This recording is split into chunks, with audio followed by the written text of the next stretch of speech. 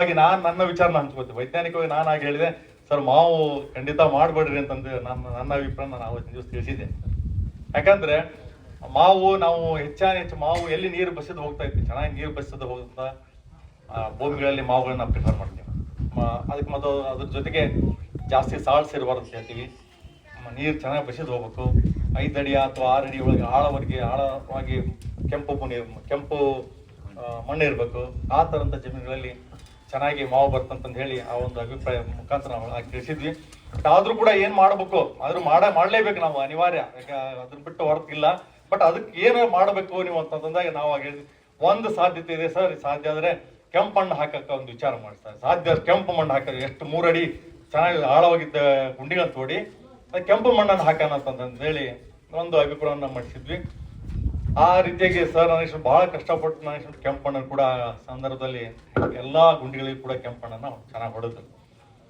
So ಹೀಗಾಗಿ ಕೆಂಪು ಮಣ್ಣನ್ನು ಹಾಕಿ ಗಿಡಗಳು ಕೂಡ ಚೆನ್ನಾಗಿ ಕಾಣ್ತವೆ ಸರ್. ನಾವು ಬರ್ಬೇಕಾದ್ರೆ ನೋಡ್ತಾ ಇದ್ದೆ, ಹೂವು ಎಲ್ಲ ಕಡೆ ಹೂವು ಚೆನ್ನಾಗಿ ಬಿಟ್ಟಿದೆ. ಅದೊಂದು ಬಹಳ ಹೆಮ್ಮೆ ವಿಚಾರ. ಯಾಕಂದ್ರೆ ಇದು ಚೆನ್ನಾಗಿ ಕಾಣ್ತವೆ ಗಿಡ. ಇದುವರೆಗೆ ಎಷ್ಟು ಗಿಡ ನಾಟಿ ಮಾಡಿದ್ಮೇಲೆ ಎಷ್ಟು ಗಿಡ ಅಂತ ನಾವು ಹೋಗಿದಾವ ಅಂತಂದೇಳಿ ನಾನು ಕೇಳಕ್ಕಾಗಿಲ್ಲ. ಅದನ್ನ ಆಮೇಲೆ ನಾನು ಸಂದರ್ಭ ತಗೊಂಡಿದ್ದೀನಿ. ಏನಾದ್ರು ತಮ್ಮ ಗಿಡ ಏನಾದ್ರು ಹೋಗಿದ್ಯಾ ಅಥವಾ ಏನು ನೀವೇನಾದ್ರು ಅಬ್ಸರ್ವ್ ಮಾಡಿದ್ರೆ ಅಂದ್ರೆ ಹೋಗುವಂತ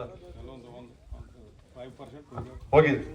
ಅದು ನನಗೆ ಮಟ್ಟಿಗೆ ಹೋಗಿರೋದು, ನನಗೆ ಮಟ್ಟಿಗೆ ಕೆಲವೊಮ್ಮೆ ನಾವು ಟ್ರಾನ್ಸ್ಪೋರ್ಟೇಷನ್ ಮಾಡ್ಬೇಕಾದ್ರೆ ತಾತ್ಕಾಲಿಕವಾಗಿ ಕೆಲವೊಮ್ಮೆ ಸ್ಟ್ರೆಸ್ ಆಗುತ್ತೆ, ಏನೋ ಹಲವಾರು ಕಾರಣಗಳಿಂದ ಹೋಗಿರುವಂತ ಪ್ರಸಂಗ ಇರುವಂತ ಸಾಧ್ಯತೆ ಕೂಡ ಇದೆ.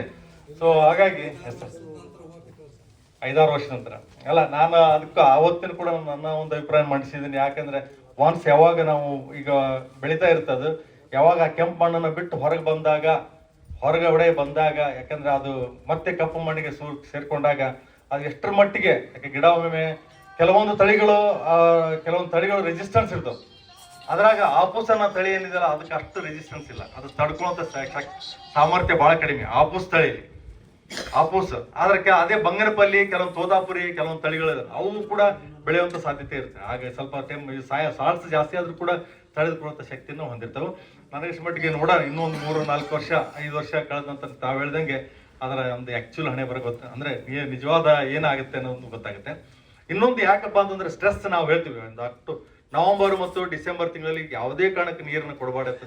ಮಾವು ಯಾವುದೇ ಕಾರಣಕ್ಕೆ ನೀರನ್ನು ಕೊಡಬಾರ್ದು, ಸ್ಟ್ರೆಸ್ ಹೋಗ್ಬೇಕು. ಅಂದ್ರೆ ಅದು ನಾವು ಜೂನ್ ಇಂದ ಹಿಡ್ಕೊಂಡು ನಾವು ಆಗಸ್ಟ್, ಸೆಪ್ಟೆಂಬರ್, ಅಕ್ಟೋಬರ್ ವರೆಗೂ ಅದು ವೆಜಿಟೇಟಿವ್ ಗ್ರೋತ್ ಬರುತ್ತೆ. ನಮ್ಗೆಲ್ಲ ಗೊತ್ತಿದೆ, ಮಳೆ ಚೆನ್ನಾಗಿ ಬೀಳ್ಬೇಕು, ನೀರು ಚೆನ್ನಾಗಿ ಕೊಡ್ಬೇಕು, ಆ ಟೈಮಲ್ಲಿ ವೆಜಿಟೇಟಿವ್ ಗ್ರೋತ್ ಬರಬೇಕು. ಆ ವೆಜಿಟೇಟಿವ್ ಗ್ರೋತ್ ಬಂದಂತ ಶೂಟ್ಗಳು ಏನಿದಾವಲ್ಲ ಅವು ಮ್ಯಾಚುರಿಟಿ ಆಗ್ಬೇಕಂತಂದ್ರೆ ಅದು ಅಕ್ಟೋಬರ್ ನಂತರ ಅಕ್ಟೋಬರ್ನಿಂದ ಹಿಡಿದು ಡಿಸೆಂಬರ್ ವರೆಗೆ ಅದು ಸುಪ್ತ ಅವಸ್ಥೆಗೆ ಅಂತಂದು ಹೋಗುತ್ತೆ. ಅಂದ್ರೆ ಸ್ಟ್ರೆಸ್ಗೆ ಹೋಗ್ಬೇಕು, ಗಿಡಗಳು ಸ್ಟ್ರೆಸ್ಗೆ ಹೋದಾಗ್ಬೇಕು. ಅಂದ್ರೆ ಅಕ್ಟೋಬರ್, ನವೆಂಬರ್, ಡಿಸೆಂಬರ್ ಈ ಹಂತದಲ್ಲಿ ಗಿಡ ಸ್ಟ್ರೆಸ್ಗೆ ಹೋಗ್ಬೇಕು. ಅದು ಅಲ್ಲದೆ ಅಕ್ಟೋಬರ್ ತಿಂಗಳಲ್ಲಿ ಅದು ಒಳಗಡೆ ಗರ್ಭಾವಸ್ಥೆ ಕಟ್ಟುವಂತ ಹಂತ. ಅಕ್ಟೋಬರ್ ತಿಂಗಳ ಮಾವಿನಲ್ಲಿ ಆ ಗರ್ಭಾವಸ್ಥೆ ಕಟ್ಟುವ ಹಂತದಲ್ಲಿ ನೀರಿನ ಅಂಶ ಜಾಸ್ತಿ ಇರಬಾರ್ದು, ಜಾಸ್ತಿ ನೀರನ್ನ ಆ ಹಂತದಲ್ಲಿ ಕೊಡಬಾರ್ದು ನಾವು. ಸೊ ಹಾಗಾಗಿ ನೀರನ್ನ ಗ್ರಾಜುವಲ್ ಆಗಿ ಕಡಿಮೆ ಮಾಡ್ಕೊಂತ ಬರ್ಲಿಕ್ಕೆ ಹೇಳ್ತೀವಿ. ಕಂಪ್ಲೀಟ್ ಆಗಿ ಸ್ಟ್ರೆಸ್ ಕ್ರಿಯೇಟ್ ಆಗ್ಬೇಕು, ಅಂದ್ರೆ ಮಾತ್ರ ಫ್ಲವರಿಂಗ್ ಒಳ್ಳೆ ಚೆನ್ನಾಗಿ ಫ್ಲವರಿಂಗ್ ಆಗುತ್ತಂತೆ. ಆದ್ರೆ ಅದು ಈ ಕಪ್ಪು ಮಣ್ಣಲ್ಲಿ ಅದು ಪ್ರಾಬ್ಲಮ್ಸ್ ಬರುತ್ತೆ ನಮಗೆ. ಕಪ್ಪು ಮಣ್ಣಲ್ಲಿ ಯಾವಾಗಲೂ ನೀರಿನ ಅಂಶ ಹಿಡ್ಕೊಂತ ಜಾಸ್ತಿ ಇಡೋದ್ರಿಂದ ಕೆಲವೊಮ್ಮೆ ಗಿಡ ನೋಡಕ್ ಚೆನ್ನಾಗಿ ಕಾಣುತ್ತೆ, ಆದ್ರೆ ಹೂ ಬಿಡ್ತಕ್ಕಂಥದ್ದು ಮತ್ತು ಹೂ ಕಚ್ಚುವಂತ ಪ್ರಮಾಣ ಕಡಿಮೆ ಆಗುತ್ತೆ ಆ ಹಂತದಲ್ಲಿ. ಸೊ ಅದನ್ನ ನಾವು ಮೇಜರ್ ಆಗಿ ಕಂಡು ಬರುತ್ತೆ. ಸೊ ಯಾವ್ದ್ರೂ ಕೂಡ ಇಲ್ಲಿ ಸದ್ಯಕ್ಕಂತೂ ಅದು ಇವತ್ತಿನ ಪರಿಸ್ಥಿತಿಯಲ್ಲಿ ನನಗೆ ಜಾಸ್ತಿ ಕಂಡು ಬರಲ್ಲ. ಮುಂದಿನ ದಿನಗಳಲ್ಲಿ ಅದು ಯಾವ ರೀತಿಯಾಗಿ ಕಂಡು ಬರ್ತಾನೆ ನೋಡುವಂತ. ಇನ್ನ ಹೇಳ್ಬೇಕಂದ್ರೆ ನೀರಿಂದ ನಾನು ಡೀಟೇಲ್ ಆಗಿ ಮೊದಲಿಂದ ನಾನು ಬಹಳ ಪ್ರಮುಖವಾಗಿ ಬಹಳ ಏನು ಹೇಳ್ಕೊಂತ ಹೋಗಲ್ಲ. ಸ್ವಲ್ಪ ಕೆಲವೊಂದು ಪಾಯಿಂಟ್ಗಳ ಮೇಲೆ ಪ್ರಮುಖವಾಗಿ ಹೈಲೈಟ್ ಮಾಡ್ತೀನಿ ನಾವು. ಯಾಕಂದ್ರೆ ಮಾವನ ಹಚ್ಚಿದ ನಂತರ 3 ವರ್ಷದ ನಂತರ ಕಾಯಿ ಬಿಡ್ಬೇಕಂತ ಹೇಳ್ತೀವಿ. ಅಟ್ಲೀಸ್ಟ್ 3 ವರ್ಷದವರೆಗೂ ಗಿಡ ಯಾವಾಗ್ಲೂ ಬೆಳೀಲಿ, ಚೆನ್ನಾಗಿ ಬೆಳೀಲಿ ಅಂತ ಅನ್ನೋ ದೃಷ್ಟಿಯಲ್ಲಿ ಆ ಹಂತದಲ್ಲಿ ಇನಿಷಿಯಲ್ ಟ್ರೈನಿಂಗ್ ಅನ್ನ ಮಾಡ್ಬೇಕಾಗತ್ತೆ. ಇನಿಷಿಯಲ್ ಟ್ರೈನಿಂಗ್ ಸಿಸ್ಟಮ್ ಅಂತ ಹೇಳ್ತೀವಿ. ಪ್ರೂನಿಂಗ್ ಮಾಡುವಂಥದ್ದು 60 ಸೆಂಟಿಮೀಟರ್ ಅಥವಾ 75 centimetre. Very high density planting ಅಲ್ಲಿ ಕೆಲವೊಮ್ಮೆ 60 ಸೆಂಟಿಮೀಟರ್ ಕಟ್ ಹೊಡೆದ್ಬಿಟ್ಟು 3 ಶೂಟ್ಗಳನ್ನ ಎಬ್ಬಿಸ್ತಾರೆ.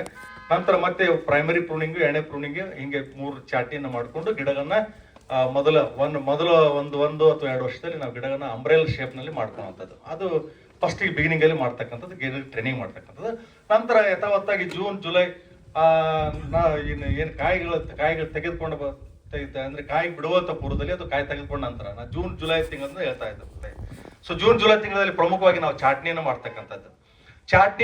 ಚಾಟ್ನಿ ಎಲ್ಲಿ ಅಲ್ಟ್ರಾ ಹೈ ಡೆನ್ಸಿಟಿ, ಎಲ್ಲಿ ನಾವು ಜಾಸ್ತಿ ಡೆನ್ಸಿಟಿ ಚಾಟ್ನಿ ಮಾಡ್ತಕ್ಕಂಥದ್ದು ಈ ಗಿಡದ ಒಂದು ಏನಪ್ಪಾ ಗಿಡಕ್ಕೆ ಎಲ್ಲಾ ಭಾಗಕ್ಕೆ ಗಾಳಿ ಆಡ್ತಾ ಇದೆಯಲ್ಲೋ ಅಥವಾ ಬೆಳಕು ಬೀಳ್ತಾ ಇದೆಯಲ್ಲೋ ಅದನ್ನ ನಾವು ಗಮನಿಸ್ಬೇಕು. ಚೆನ್ನಾಗಿ ಗಾಳಿ ಆಡ್ತಾ ಇದೆ ಅಥವಾ ಬೆಳಕು ಬೀಳ್ತಾ ಇದೆ, ಜಾಸ್ತಿ ಒತ್ತಾಗಿ ಗಿಡ ಏನ್ ಕಾಣ್ತಾ ಇಲ್ಲ ಅಂತಂದ್ರೆ ಚಾಟ್ನಿ ಅವಶ್ಯಕತೆ ಇಲ್ಲ. ಎಲ್ಲಿ ನಮಗೆ ಹೈ ಡೆನ್ಸಿಟಿ, ಕೆಲವೊಬ್ರು ಹೈ ಡೆನ್ಸಿಟಿಯಲ್ಲಿ ಹೋಗಿದ್ದಾರೆ, ಬಹಳ ಒತ್ತಾಗಿ ಹಾಕುವಂಥದ್ದು, ರೆಗ್ಯುಲರ್ ಆಗಿ 12 ಫೀಟು ಅಥವಾ 6 ಫೀಟು, 12x6, 14x5 ಫೀಟು, ಈ ತರವಾಗಿ ಬೇರೆ ಬೇರೆ ಸ್ಪೇಸಿಂಗ್ ಅಲ್ಲಿ ಹಾಕೊಂಡಿದ್ದಾರೆ. ಅಲ್ಲಿ ಏನಾದರೂ ಸ್ವಲ್ಪ ಗಾಳಿ ಆಡ್ತಾ ಇಲ್ಲ ಸ್ವಲ್ಪ ಅಂತ ಪ್ರಸಂಗ ಬಂದ್ರೆ ಅಲ್ಲಿ ಕೆಲವೊಮ್ಮೆ ಲೈಟ್ ಚಾಟ್ನಿ ಬೇಕಾಗುತ್ತೆ. ಲೈಟ್ ಚಾಟ್ನಿಯನ್ನ ತೆಗೆದುಕೊಳ್ಬೇಕಾಗುತ್ತೆ. ಚಾಟ್ನಿ ಯಾವ ರೀತಿ ಇರದಂತ ಬಯೋಮಾಸ್ ಅಂತ ಹೇಳ್ತೀವಲ್ಲ, ಅದನ್ನ ಒಂದು 25% ಅಷ್ಟು ನಾವು ತೆಗಿಲಿಕ್ಕೆ ಹೇಳ್ತೀವಿ. ಒಂದು 25% ಅಷ್ಟು ಶೂಟ್ಸ್ಗಳು ಬರ್ತಾವಲ್ಲ, ಈ ಶೂಟ್ಗಳನ್ನ 1 ಅಥವಾ 2 ನೋಡು ಅಥವಾ 2ನೇ ನೋಡ್ಗೆ ಕಟ್ ಮಾಡುವಂಥದ್ದು, ಈ ರೀತಿಯಾಗಿ ಚಾಟ್ನಿ ಮಾಡ್ಕೊಳ್ಳುವಂಥದ್ದು ಅದು ಬಹಳ ಪ್ರಮುಖವಾದ್ದು.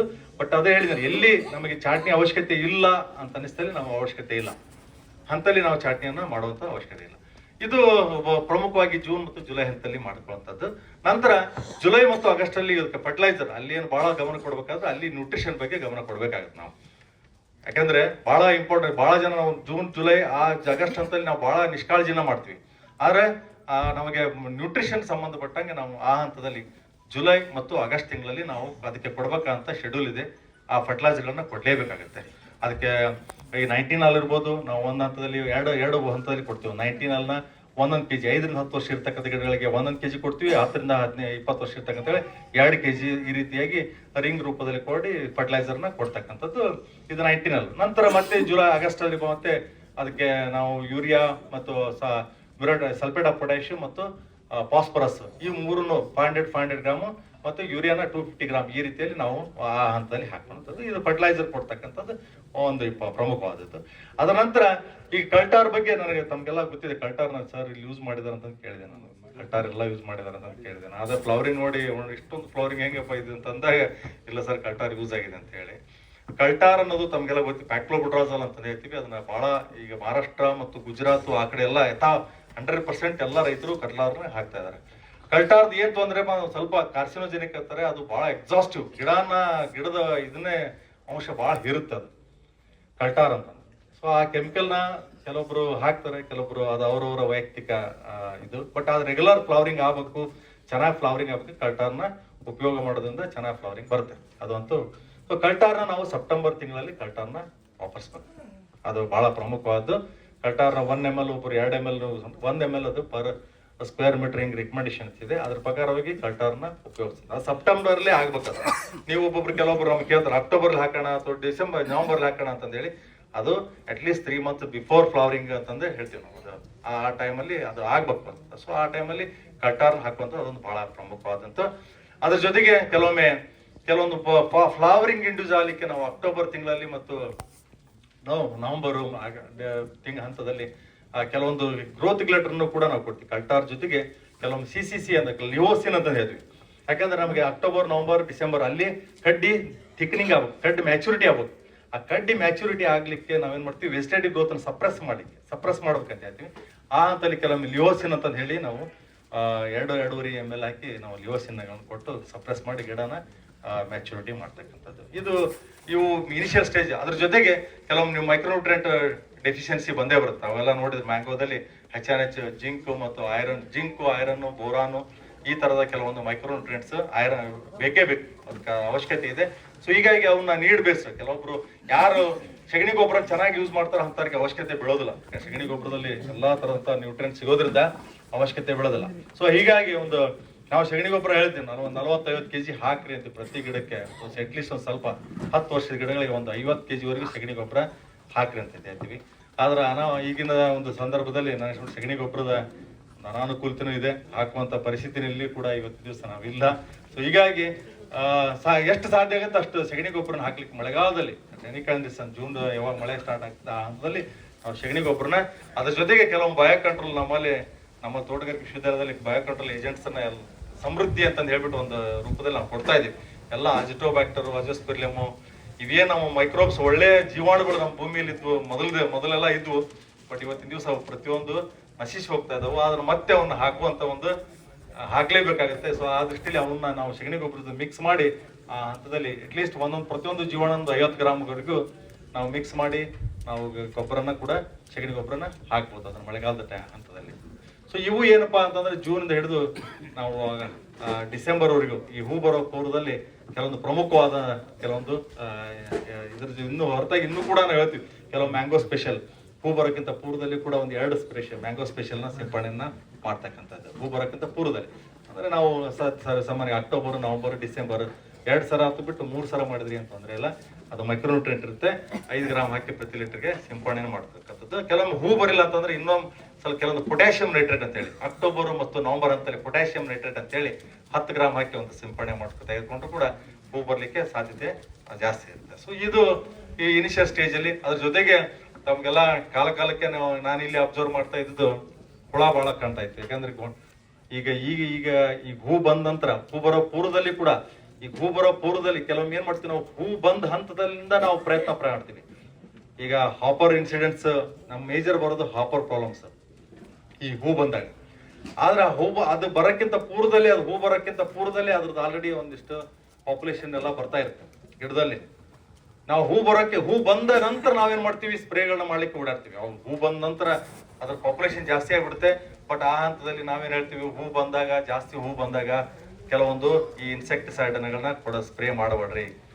ಆ ಹಂತದಲ್ಲಿ ನೀವೇನಾದ್ರು ಸ್ಪ್ರೇ ಮಾಡಿದ್ರೆ ನಾವು ಜೇನುನೊಣಗಳು ಸತ್ತು ಹೋಗ್ತಾವು, ಜೇನುನೊಣಗಳು ಓಡಿ ಹೋಗ್ತಾವು. ಸೊ ಹೀಗಾಗಿ ಆ ಹಂತದಲ್ಲಿ ಕೆಲವೊಂದು ಸಿಸ್ಟಮಿಕ್ ಇನ್ಸೆಕ್ಟಿಸೈಡ್ಗಳನ್ನ ಕೊಡಬೇಡಿ ಅಂತಂದೇನು ಕೂಡ ಹೇಳ್ತೀವಿ. ಅದಕ್ಕೆ ಕೇವಲ ಬೇವಿನ ಎಣ್ಣಿನ ಹೂ ಚೆನ್ನಾಗಿ ಹೂ ಇದ್ದಾಗ ಕೇವಲ ಬೇವಿನ ಎಣ್ಣೆ ಅಜಾಡಿರೆಕ್ಟಿನ್ 10,000 ppm ಇದೆಯಲ್ಲ.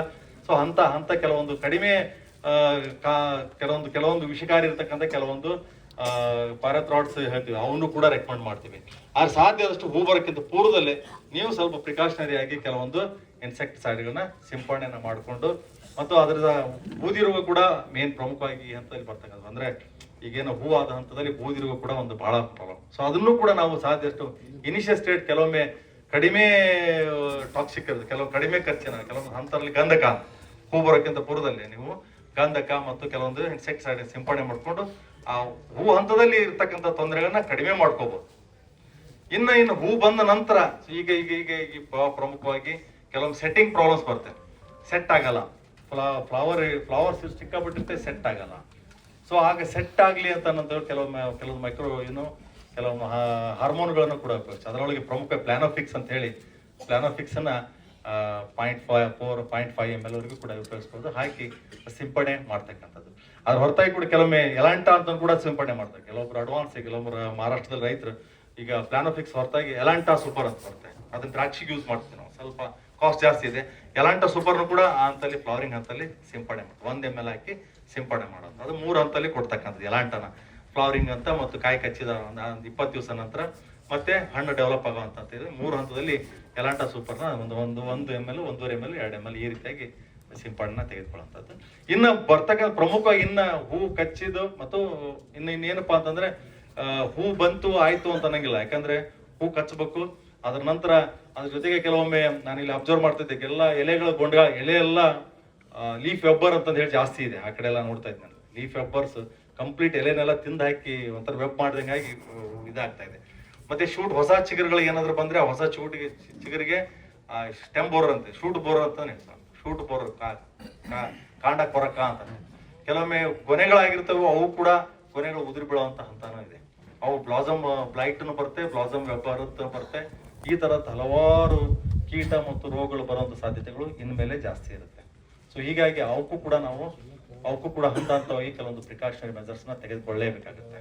ಇನ್ಸೆಕ್ಟಿಸೈಡ್ ಇರ್ಬೋದು ಅಥವಾ ಕೆಲವೊಂದು ಫಂಗಿಸೈಡ್. ಅದ್ರ ಹೊರತಾಗಿ ಕೆಲವೊಮ್ಮೆ ಅಂತ್ರಾಕ್ನೋಸ್ ಅಂತ ಹೇಳಿ ನಾವು ಚಿಬ್ಬು ರೋಗ ಅಂತಾನು ಕೂಡ ಹೇಳ್ತೀವಿ. ಆ ಚಿಬ್ಬು ರೋಗ ಕೂಡ ಅದಕ್ಕೂ ಕೂಡ ನಾವು ಕೆಲವೊಂದು ಸಿಂಪಡಣೆಗಳನ್ನ ಕೂಡ ನಾವು ತೆಗೆದುಕೊಳ್ಬೇಕಾಗುತ್ತೆ. ಅದರ ಹೊರತಾಗಿ ಇನ್ನೂ ಒಂದು ಬಹಳ ಪ್ರಮುಖವಾದ ಕೀಟ ತಮ್ಗೆಲ್ಲ ಗೊತ್ತೆ, ಫ್ರೂಟ್ ಫ್ಲೈ, ಹಣ್ಣು ನೊಣ ಅಂತಂದೇಳಿ, ಹಣ್ಣಿನ ಒಂದು ನೊಣ ಅಂತಂದು ಬರುತ್ತೆ. ಅದು ಹೆಚ್ಚಾಗಿ ನಮಗೆ ಕಾಡ್ತಕ್ಕಂಥ ಮಾರ್ಚ್ ತಿಂಗಳಲ್ಲಿ ಅದರ ಒಂದು ತೊಂದರೆ ಜಾಸ್ತಿ ಕಾಣ್ಬರುತ್ತೆ. ಹೀಗಾಗಿ ನಾವು ಅದಕ್ಕೆ ಕೆಲವೊಂದು ಫೆರೋಮೋನ್ ಟ್ರ್ಯಾಪ್ಸ್ ಹಾಕಕ ಹೇಳ್ತೀವಿ. ಹಣ್ಣಿನ ನೊಣ ಯುಜಿನಾಲ್ ಟ್ರ್ಯಾಪ್ಸ್ ಅಂತಂದು ಹೇಳಿ ಪ್ರತಿ ಎಕರೆಗೆ ಒಂದು 8 ರಿಂದ 10 ಟ್ರ್ಯಾಪ್ಗಳನ್ನ ಹಾಕೋದ್ರಿಂದ ಆ ಹಣ್ಣಿನ ನೊಣದ ಅದು, ಯಾಕಂದ್ರೆ ಅದು ಕೆಮಿಕಲ್ ಇಂದ ಕಂಟ್ರೋಲ್ ಮಾಡಕ್ ಸಾಧ್ಯ ಇಲ್ಲ. ಕೆಮಿಕಲ್ ಎಷ್ಟೇ ಸಿಂಪಡಣೆ ಹೇಳ್ಬೋದು ನಾವು, ಸಿಂಪಡಣೆ ಕೊಟ್ಟರು ಕೂಡ ಅದಕ್ಕೆ ಮ್ಯಾನೇಜ್ ಮಾಡಕ್ ಆಗಲ್ಲ. ಸೊ ಹೀಗಾಗಿ ಅಂತ ಟ್ರ್ಯಾಪ್ಗಳನ್ನ ನಾವು ಹಾಕೊಂಡು ಸಾಧ್ಯ ಆದಷ್ಟು ಇವನ್ನೆಲ್ಲ ಮ್ಯಾನೇಜ್ ಮಾಡಿಕೊಂಡು ಇನ್ನು ನಂತರ ನನಗೆ ಮಟ್ಟಿಗೆ ಒಂದು ಪೊಟ್ಯಾಷಿಯಂ ಇನ್ನು ಅವಶ್ಯಕತೆ ಬೇಕಾಗ್ತಕ್ಕಂಥದ್ದು ಪೊಟ್ಯಾಷಿಯಂನ ಅವಶ್ಯಕತೆ ಜಾಸ್ತಿ ಇರುತ್ತೆ. ಕಾಯಿ ಕಚ್ಚಿದ ನಂತರ ಪೊಟ್ಯಾಷಿಯಂ, ನೈಟ್ರೋಜನ್ ಅವಶ್ಯಕತೆ ಇರುತ್ತೆ. ನೈಟ್ರೋಜನ್ ಪ್ರಮಾಣ ಬಹಳ ಕಡಿಮೆ ಇರುತ್ತೆ ಇನ್ಮೇಲೆ. ಸೊ ಹೀಗಾಗಿ ನೈಟ್ರೋಜನ್ ಮತ್ತು ಪೊಟ್ಯಾಷಿಯಂ ಸೊ ಎರಡನ್ನೂ ಕೊಡ್ಬೇಕಾಗತ್ತೆ. ಅದರ ಜೊತೆಗೆ ಕ್ಯಾಲ್ಸಿಯಂ ಕೂಡ ಬಹಳ ಪ್ರಾಮುಖ್ಯತೆ ಇರ್ತೈತೆ. ಅದು ಪರ್ಟಿಕ್ಯುಲರ್ ಆಗಿ ಆಪುಸ್ಥಳಿ ಯಾರು ಬೆಳೆದಿದ್ರೆ ಆಪುಸ್ಥಳಿಲಿ ಕ್ಯಾಲ್ಸಿಯಂನ ರಿಕ್ವೈರ್ಮೆಂಟ್ ಜಾಸ್ತಿ ಇರುತ್ತೆ. ಸೊ ಹೀಗಾಗಿ ನಾವು ಕ್ಯಾಲ್ಸಿಯಂ ನೈಟ್ರೇಟ್ ಸಿಂಪಡಣೆ ಮಾಡೋದ್ರ ಮುಖಾಂತರ ಮತ್ತು ಪೊಟ್ಯಾಷಿಯಂ ನೈಟ್ರೇಟ್ ಸಿಂಪಡಣೆ ಮಾಡೋದ್ರ ಮುಖಾಂತರ ನಾವು ಈ ಅದಕ್ಕೆ ಬೇಕಾಗ್ತದೆ ನ್ಯೂಟ್ರಿಷನ್ ಕೂಡ ನಾವು ಮ್ಯಾನೇಜ್ ಮಾಡಬಹುದು ಅಂತ ನಾನು ಹೇಳ್ತೀನಿ.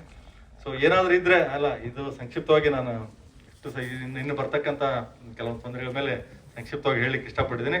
ಸೊ ಏನಾದರೂ ಇದ್ರೆ ಮತ್ತೆ ನಂತರ ಡಿಸ್ಕಸ್ ಮಾಡೋಣ. ಮತ್ತೆ ಏನಾದರೂ ಅದರ ಪರ್ಟಿಕ್ಯುಲರ್ ಆಗಿ ಏನಾದ್ರು ಪ್ರಾಬ್ಲಮ್ಸ್ ತಮ್ಮದು ಏನಾದರೂ ಇದ್ರೆ ಮತ್ತೆ ಅದ್ರ ಬಗ್ಗೆ ಡಿಸ್ಕಸ್ ಮಾಡೋಣ. ಇಲ್ಲಿವರೆಗೂ ಅವಕಾಶ ಮಾಡಿಕೊಟ್ಟಂತ ಎಲ್ಲರಿಗೂ ಆರ್ಗನೈಸರ್ಗೆ ಕೂಡ ಧನ್ಯವಾದಗಳನ್ನ. ಧನ್ಯವಾದ.